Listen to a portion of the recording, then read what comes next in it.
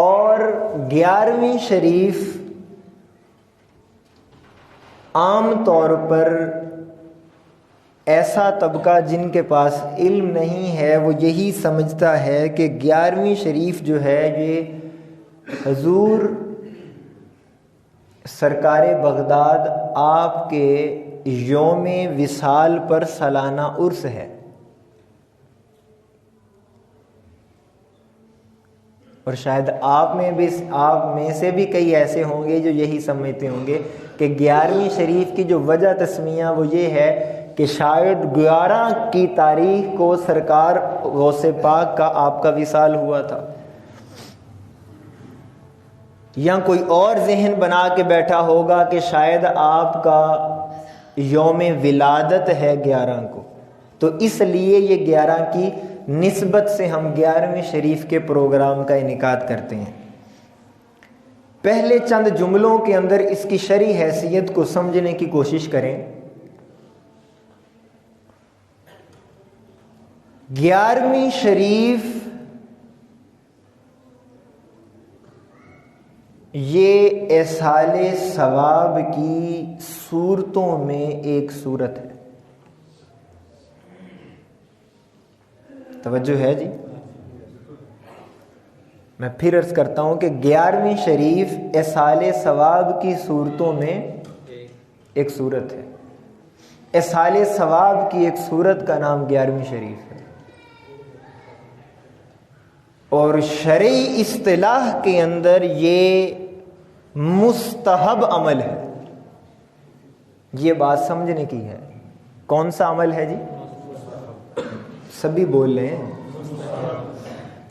اگر آپ کو یاد ہو جائے گا تو بھلا ہو جائے گا، سب کا بھلا ہو جائے گا۔ کیا کون سا عمل ہے یہ؟ مستحب عمل ہے، یعنی کہ جو اس کو کرے گا اسے اجر و ثواب ملے گا، جو نہیں کرے گا اسے گناہ کوئی نہیں ہے۔ میں پھر دہرا رہا ہوں، بات کو سمجھیے۔ بعض اوقات ہم افراط اور تفرید کا شکار ہو جاتے ہیں، عقیدت میں حد سے زیادہ گزر جاتے ہیں۔ 11ویں شریف یہ مستحب عمل ہے، جائز ہے، مستحب ہے۔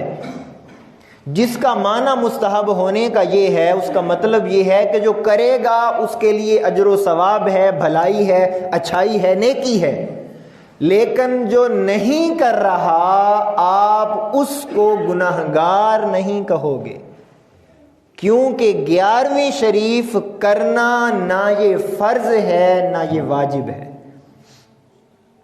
سمجھ رہے ہیں بات؟ ناراض تو نہیں ہو رہے؟ لگ تو اسی طرح مجھے، اگر آپ ہو بھی جائیں تو میرا تو کوئی نقصان نہیں ہے۔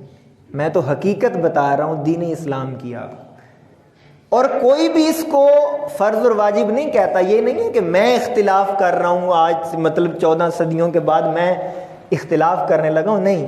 ہر کوئی اس کو مستحب عمل ہی سمجھ کر کرتا ہے، کوئی فرض اور واجب نہیں کرتا۔ یہ تو اس کی تھوڑی سی شرعی حیثیت میں نے آپ کے بتائی۔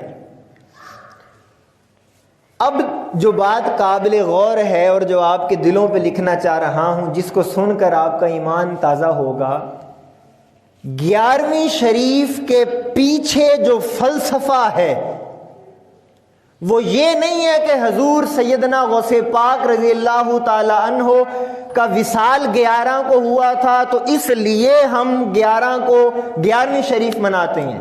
نہیں، اس کے پیچھے سبب ہی کوئی اور ہے، اس کے پیچھے حکمت ہی کوئی اور ہے۔ اب حضور سیدنا غوث پاک رضی اللہ تعالیٰ عنہ کا جو یوم وصال ہے اس کے اوپر بھی چند اقوال ہیں، مختلف طریقے ہیں۔ مثال کے طور پر شیخ عبد القادر اربلی رحمۃ اللہ تعالی علیہ کی کتاب، وہ اپنی کتاب کے اندر انہوں نے چند اقوال درج کیے ہیں۔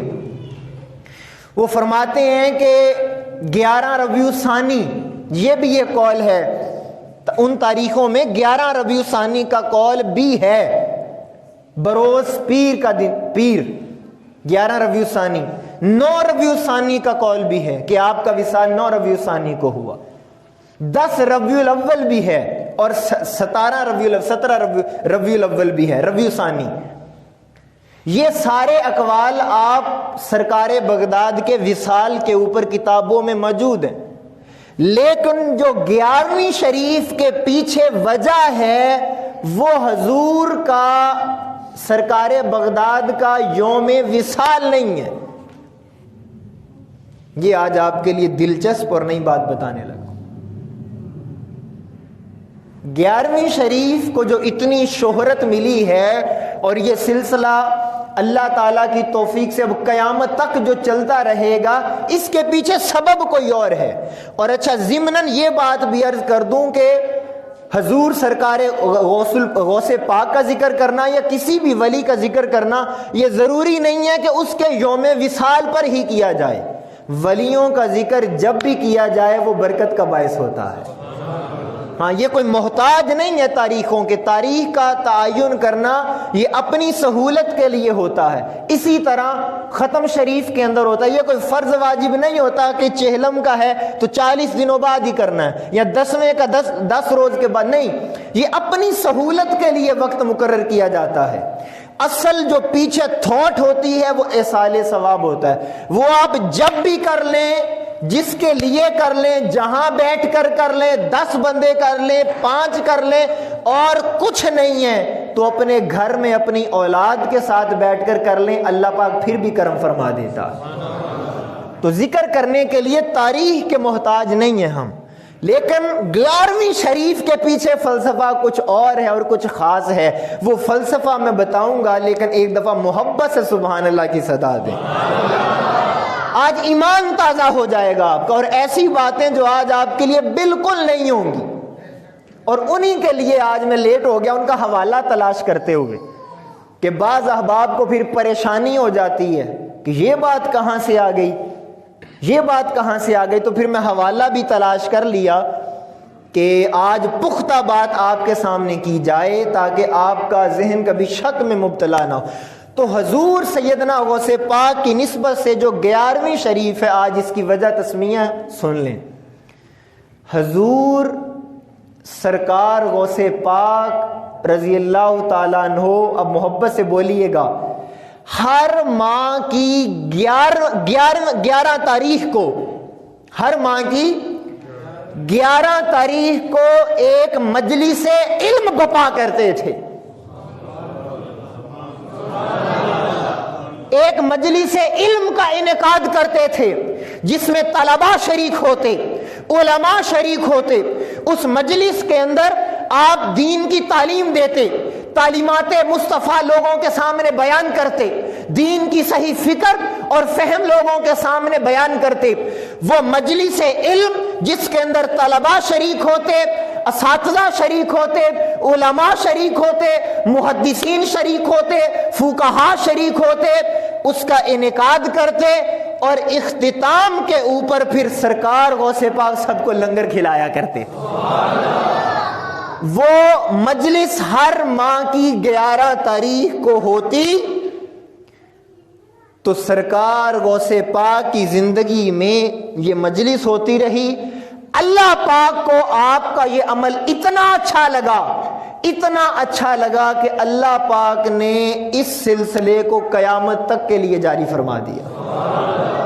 پھر آپ کے وصال کے بعد آپ کے چاہنے والوں نے اس محفل کو 11ویں شریف کا ٹائٹل دے دیا، 11ویں کا عنوان دے دیا۔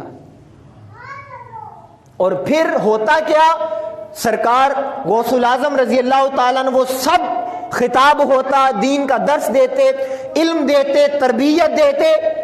اس ساری نشست کے بعد پھر دعا ہوتی، لنگر ہوتا، پھر اس کا سارا ثواب غلامانہ طور پر تحفتاً آقا کی بارگاہ میں پیش کر دیتے۔ ہائے ہائے ہائے ہائے۔ تو پھر بعد کے اندر آپ کے چاہنے والوں نے جہاں سرکار آقا تاجدار کائنات کی بارگاہ میں پیش کرتے ہیں تو ساتھ حضور سیدنا غوث پاک کے لیے بھی ایصال ثواب کی نیت کر لیتے ہیں۔ تو یہ 11ویں شریف کے پیچھے وجہ یہ ہے۔ اور اب جو آپ کو لمحہ فکریہ میں دینا چاہتا ہوں اور بتانا چاہتا ہوں وہ یہ ہے کہ دوستان محترم، بعض احباب کو فقط یہ بات معلوم ہے کہ سرکار بغداد ہر ماہ کی 11 تاریخ کو لنگر پکاتے اور لنگر کا اہتمام کرتے اور طلباء کو لنگر کھلاتے تھے. نہیں، یہ ادھوری بات ہے. مکمل بات یہ ہے کہ ایک محفل کا انتظام ہوتا تھا جس کے اندر علم کا بیان ہوتا، تربیت دی جاتی، دین کا فہم دیا جاتا، تعلیمات مصطفیٰ صلی اللہ علیہ وسلم کو عام کرنے کے لیے، جس کے اندر کثیر تعداد میں لوگ شریک ہوتے، طلباء شریک ہوتے. اب سمجھنے والی بات یہ ہے کہ ہم بھی آج 11ویں کرتے ہیں، اچھی بات ہے، مستحب عمل ہے، اجر و ثواب کا باعث ہے، لیکن اس بات کو کبھی نہ بھولیں کہ سرکار غوث اعظم کا مقصد کیا تھا. وہ مقصد علم عام کرنا تھا، تعلیم دینا تھا، شعور دینا تھا، فکر دینا تھا، دین اسلام کا صحیح اور اجلا اور نکھرا ہوا فہم لوگوں کو دینا تھا. آج بس لنگر تک ہماری رسائی ہے اور علم کا نام کوئی نہیں پوچھتا، تربیت کا نام کوئی نہیں پوچھتا، تعلیمات مصطفیٰ عام کرنے کی کوئی بات نہیں کرتا. بس ہماری رسائی صرف اب لنگر تک ہو گئی ہے. تو آپ کو یہ مکمل بات بتانا مقصود تھی کہ 11ویں شریف کے پیچھے فلسفہ کیا ہے. یہ بات سمجھ میں آئی ہے جی؟ جن کو ذرا اچھی لگی ہے وہ ذرا سبحان اللہ کہیں. آگے آپ کی ذوق کی بات بھی آئیں گی، پہلے میں اپنا ذوق اور اپنا ذوق پورا کر لوں جو میرے منبر رسول کا تقاضا کہ جہاں آپ کو 11ویں شریف کا اہتمام کرتا، اور پھر اسی لیے آج بھی اہل علم کے ہاں یہی طریقہ ہے کہ جب 11ویں شریف ہوتی ہے اسی طرح ایک محفل ہوتی ہے، ایک عالم دین کو بلایا جاتا ہے جو دین محمد مصطفیٰ صلی اللہ علیہ وسلم پر بیان کرتے ہیں. آپ کی مسجد میں بھی ہوئی تھی تو وہ یہی طریقہ ہوتا اور اسی کو 11ویں شریف سے تعبیر کیا جاتا ہے، اور یہ اصال ثواب کی ایک صورت ہے. اچھا، اب یہ بات کرنے کے بعد بعض احباب کے ذہنوں کے اندر یہ خیال آ جاتا ہے، ولایت کا جب تصور پیش کیا جاتا ہے، ان کے سامنے تصوف کی بات کی جاتی ہے، یہ ہماری جہالت کے سبب ہوا، یہ ہماری لا علمی کی وجہ سے ہوا کہ ہم یہ سمجھنے لگ گئے کہ پیر وہ ہوتا ہے جس کے پاس بڑی کرامتیں ہوتی ہیں، وہ پیر ہوتا ہے جو بڑے بڑے کارنامے کر دکھاتا ہے کرامتوں کے باب میں، وہ پیر ہوتا ہے. یہ آج اپنے دل کی تختی کے اوپر جملہ لکھ لیں کہ حضور سرکار غوث الاعظم وہ دم درود کرنے اور نذرانے قبول کرنے والے کسی پیر کا نام غوث پاک نہیں ہے.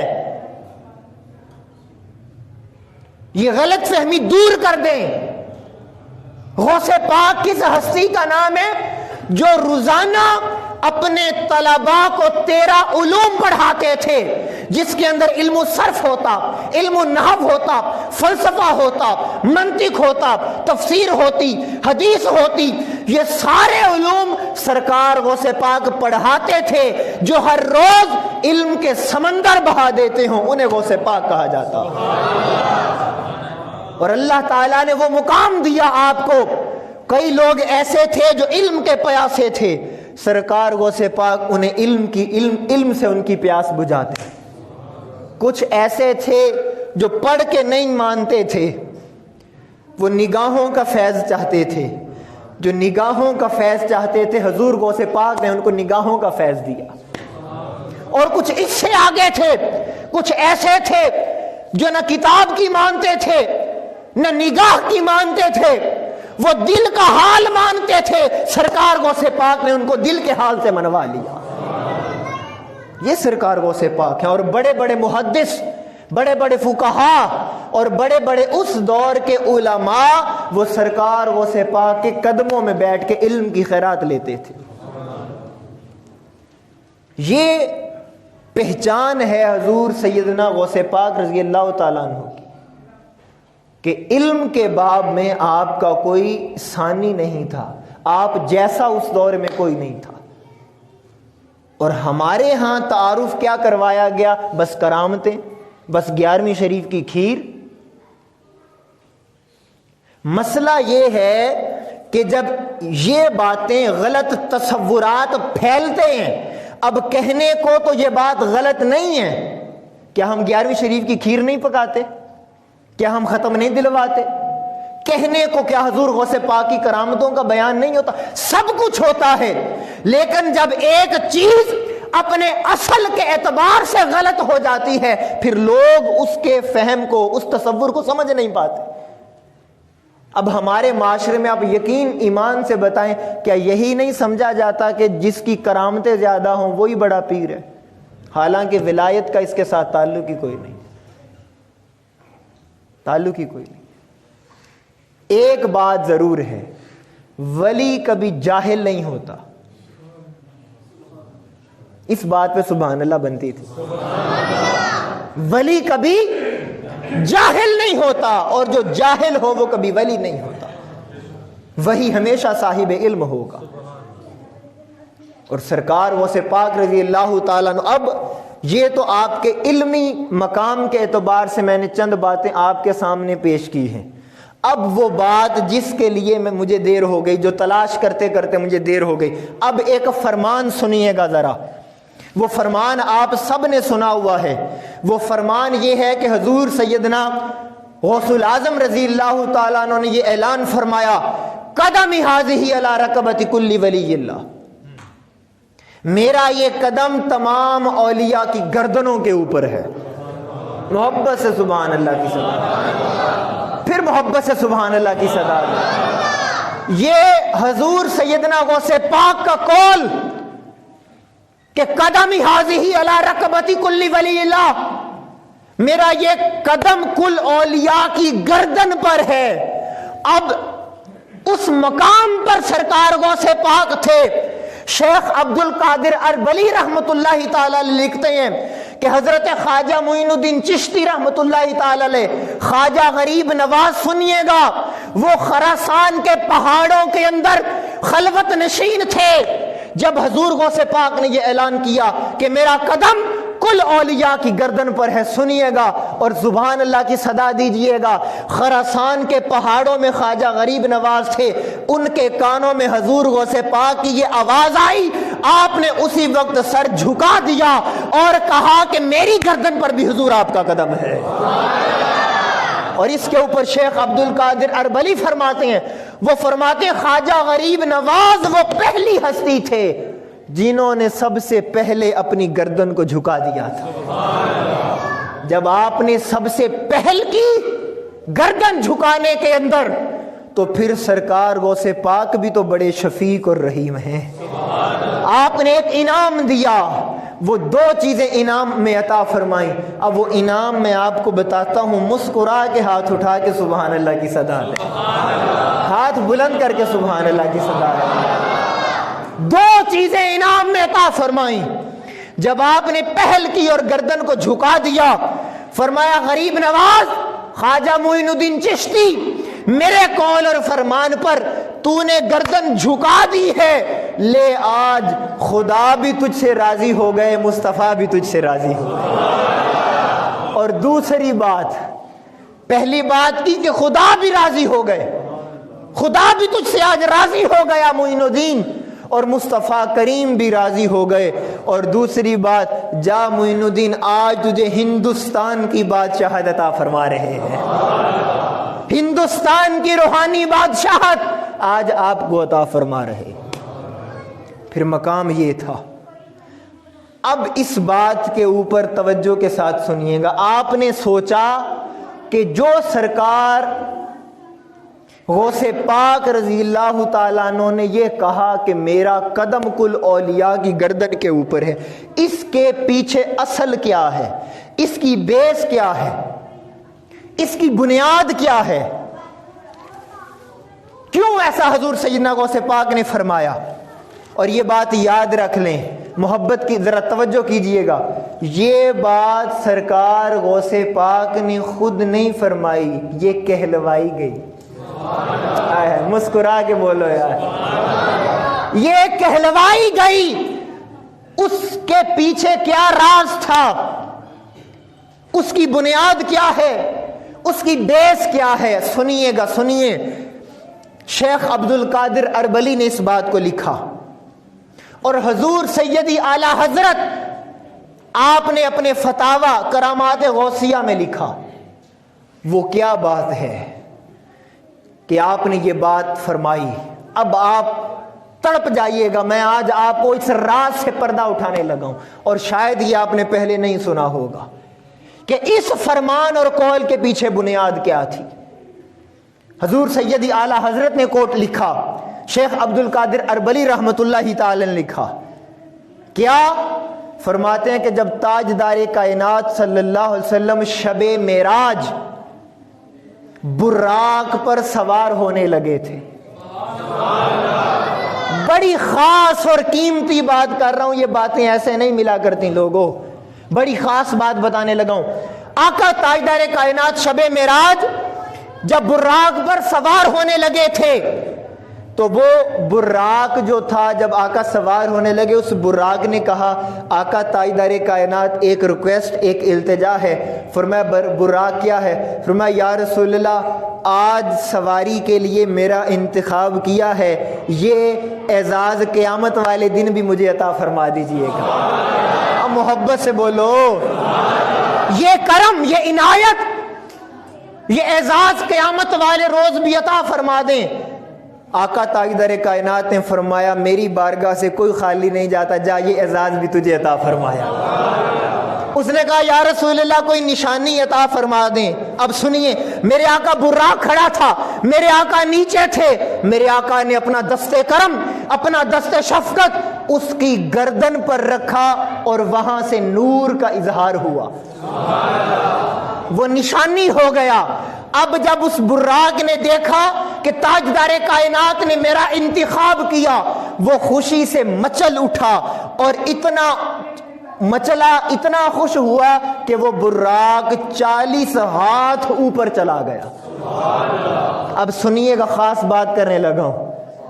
40 ہاتھ وہ اوپر چلا گیا براق، اور جب 40 ہاتھ وہ اوپر چلا گیا، اب میرے آقا نے سوار ہونا تھا سفر کے لیے. تو بتقاضائے بشریت معمولی سا مسئلہ ہوا، کچھ پریشانی ہوئی آقا کو سوار ہونے میں، کیونکہ وہ مچل کر خوشی کے اندر 40 ہاتھ اوپر چلا گیا تھا. میں نے کہا بتقاضائے بشریت. اب یہاں پر ایک بات کہنے لگا ہوں جو حضور سیدی اعلی حضرت نے اپنے فتاوی کی جلد نمبر 28 اور پیج نمبر 406 پر بھی لکھی ہے، اور رسالہ کرامات غوثیہ میں لکھا. کیا کہ جب وہ 40 ہاتھ اوپر چلا گیا تھا، اب آپ کا ہاتھ نیچے نہ ہو، 40 ہاتھ اوپر چلا گیا اور بتقاضائے بشریت ذرا مشکل پیش آ رہی تھی سوار ہونے میں. اس وقت روح غوث اعظم آئی اور آقا کے قدم کے نیچے اپنا سر مبارک کر دیا. روح غوث آئی اور آقا کے قدم کے نیچے سر کر دیا. یا رسول اللہ اپنا قدم میری گردن پر رکھیں اور سوار ہو جائیں. یا نبی سلام علیکہ، یا رسول سلام علیکہ.